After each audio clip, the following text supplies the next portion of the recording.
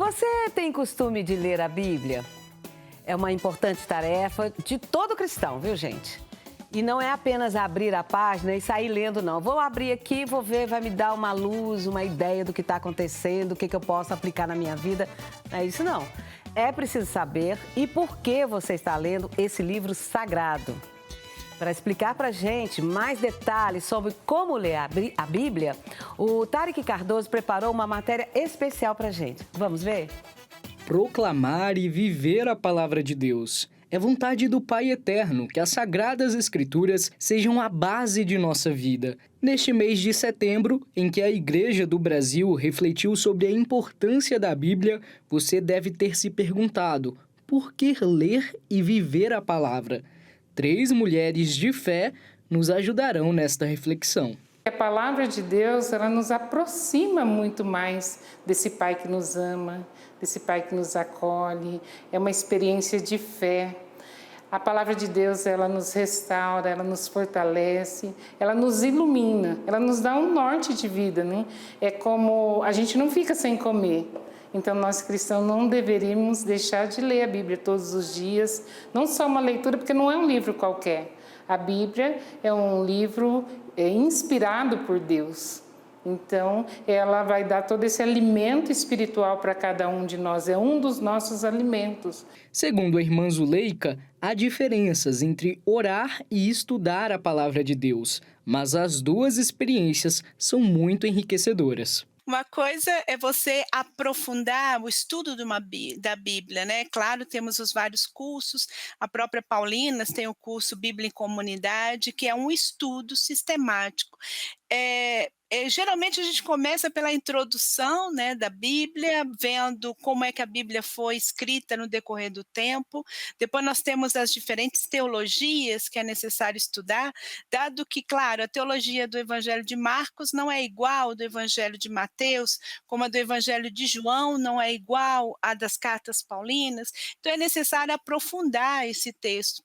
Um outro elemento também que às vezes no estudo tem que ficar bastante claro são os gêneros literários, né? Às vezes a gente não entende isso no contexto bíblico. Por exemplo, quando o texto quer mostrar não uma biografia de Jesus, mas um texto que ele serve para a nossa caminhada de fé, ele tem uma característica. Quando o gênero é um mito, ele tem outra característica. Então a gente não pode exigir desse texto algo que ele não se propõe a nos dizer. Então esse seria o estudo. Agora, na oração já é diferente, né? Nós temos aqui no Brasil essa grande prática da leitura orante, que é uma prática de aprofundar o texto, mas como uma leitura através de uma meditação daquele texto, mas, sobretudo, como é que esse texto, né, vai atingir a minha vida no itinerário espiritual, ou seja, de uma caminhada espiritual. A Lectio Divina, ou leitura orante da Palavra de Deus, é um dos principais métodos de oração com as Sagradas Escrituras. Pelo menos aqui 5 passos que eu menciono, né?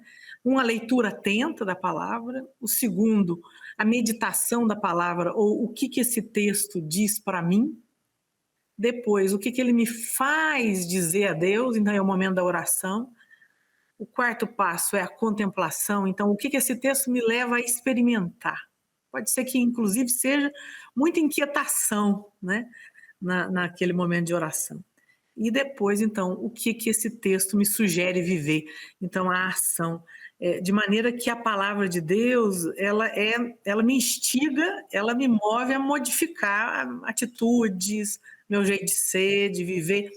E ela vai me abrindo os olhos para que eu me enxergue de verdade como eu sou e não como me mascaro, né? E também a realidade, a comunidade, né? Então, é fascinante a leitura da palavra e, ao mesmo tempo, inquietante, porque ela me move aqui a olhar a vida com o olhar de Deus. Elas partilham algumas dicas que acreditam ser valiosas para que você comece a ler com mais frequência a Palavra de Deus.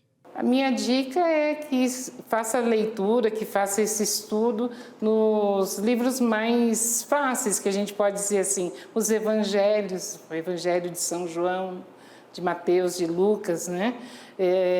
Os Atos dos Apóstolos.